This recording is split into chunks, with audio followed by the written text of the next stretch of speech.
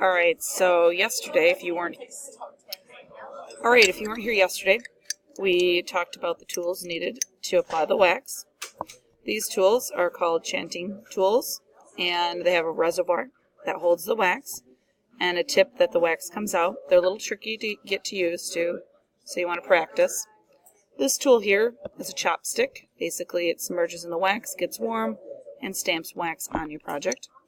And one of the easiest tools to use, of course, is the paintbrush. It doesn't hold as much wax, but it does work to give you fine lines and better control. When you initially start, you want to take a few minutes to warm the tools up in the wax and make sure that the wax is the right temperature. I'm going to start off with just a large paintbrush to show you how the brush works. Be sure that you have some kind of paper towel or a spoon underneath your brush as you transfer the brush to your fabric. That way you won't have as many drips. See here, this wax is going on. It's nice and clear and water-like. That wax will penetrate right through the fabric. Over here you can see it's getting a little cloudy. When that wax gets cold, it does not penetrate through the fabric, so you need to get some more wax. And once again, you'll see I'm putting the wax right on, and you can see the difference in the color immediately to where it's going through the fabric. Alright, so now I'm going to use the chanting tool. This is the large tool. Let it heat up for a little bit. Use your spoon underneath it to transfer it to your fabric. And you're going to see right away, you want to keep it pressed down onto the fabric, and you start to draw your lines. Your hand needs to keep moving through this process so that the wax flows evenly. Always dump the extra wax out of the needle before setting it down on your table, and be sure that you set it down. Allow it to cool. Don't grab that area because you can burn yourself. So that's the large line.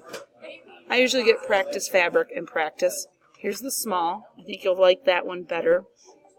The small ones are easier to control. Once again, they have to heat up for a few seconds. You bring them over, and you're going to see how much smaller this line is than the large line. You need to almost keep it moving the entire time and just kind of keep it on the fabric. Don't try to get off the fabric or pick it up because it will drip. You're going to pick it up, put it back onto the spoon. So those are the small lines.